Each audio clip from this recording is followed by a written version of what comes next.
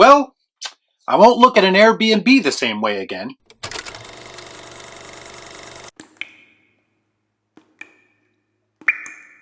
Before I get started, I'd like to kindly ask that you hit the like button, and please subscribe to the channel for more content just like this. Do or do not. There is no try. So I only first heard about this movie a few days ago, so when I saw that 20th Century Studios logo before the movie started, so that got me thinking.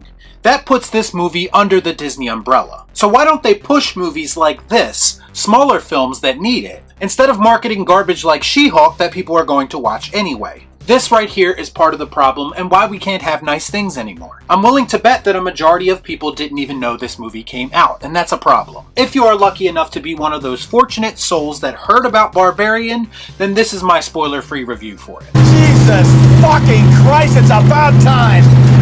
Barbarian is a horror film. The story involves a woman who books an Airbnb, and when she arrives, it is already occupied. Against her better judgment, she decides to stay anyway, after she's kind of charmed by this mysterious occupant. She quickly discovers, however, that this particular rental is hiding some dark secrets.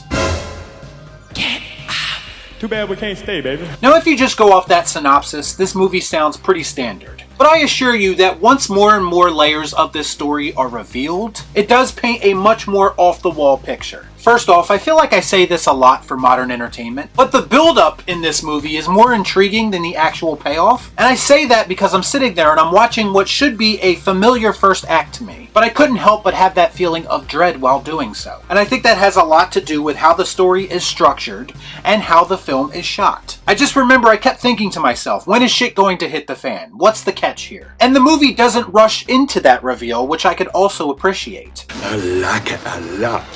And once that reveal happens, which is fairly early in the film, I'm like, okay, now we're off to the races. But then the movie does something that's kind of unconventional and immediately piqued my interest. Instead of following through with that reveal, it kind of switches gears and introduces us to yet another layer to this story. So basically it gives the audience a break from what is going on in the house. And honestly, it's a bit jarring when you first see it, but kind of in a good way. This movie just has a very unique structure to its plot. And that's something that I don't think I've seen very often before, especially in horror scripts. Impressive. Most impressive. I also found the cast of this movie to be very enjoyable. Georgina Campbell is the lead of this movie and she is very likable and relatable. I did find that her character makes a lot of questionable decisions that are typical of horror movies and are usually used to move the plot along. So in that aspect, I think it does fall victim to some of those old tired tropes. Something very familiar about all this. Bill Skarsgård is in this, Pennywise himself. His whole screen presence post-It just brings a factor of unpredictability to his character in this. And this definitely also helps to build the tension early on in the film. Justin Long is also in this, and I have to admit I was a bit thrown off by the introduction of his character. It's a bit weird, but after some time it does start to make sense. And I think that's what this movie does really well, is that it constantly keeps you guessing. You're never quite sure where it's going to go, and that's why I think it will help immensely to know as little about this movie as possible going into it, in the same way that I did. That makes sense. Okay, so the next part of this is going to be incredibly hard to describe, considering I'm doing a spoiler-free review. But as always, I will do my best because the last thing I want to do is ruin this experience for anyone who is looking forward to it. So what little marketing that I have seen for this movie uses the Paranormal Activity style reaction shots in a theater for its advertising. Obviously trying to sell people on the prospect of watching this in theaters with a group of people. And yes, I do think that will help your experience.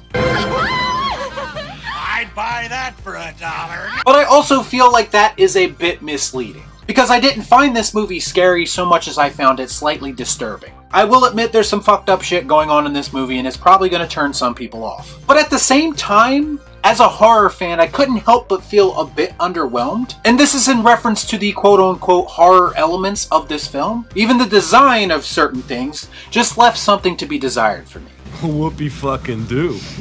Hey, I'm impressed. And that's not to say all these horror elements were bad, they were just a bit less impactful than I was expecting. Again, half of the tension and fear in this movie comes from the unknown, before you know what's actually going on. And then once you have a better understanding of what's happening, you're kind of just like, okay, yes, that's messed up, but it just didn't hit for me in the same way that I think it's hitting for some other people. It's strange because I simultaneously had zero expectations for this movie, but I was also looking for something game-changing as well, and I just don't feel that I got that, and that could be on me.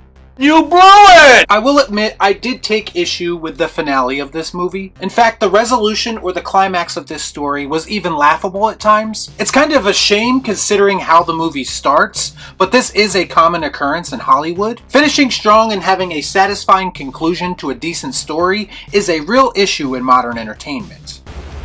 No shit. I think as far as horror movies go, it is still very satisfying because it does enough right that I can overlook some of the things that don't work for me. Overall, I do think Barbarian is worth a watch, especially if you're a horror fan. If you are easily disturbed by things, then this might not be the one for you. But for the most part, Barbarian did what it was supposed to do, and that's entertain me. Even if everything about it wasn't necessarily earth-shattering to me. It's got a great score, it's got great tension, especially early on. It's yet another movie to successfully portray the rough parts of Detroit as a perfect location for horror. It's dark, it's claustrophobic, and yes, it is somewhat unpredictable. Barbarian was yet another fun but flawed experience for me, and that's why I'm going to give it the Cathouse.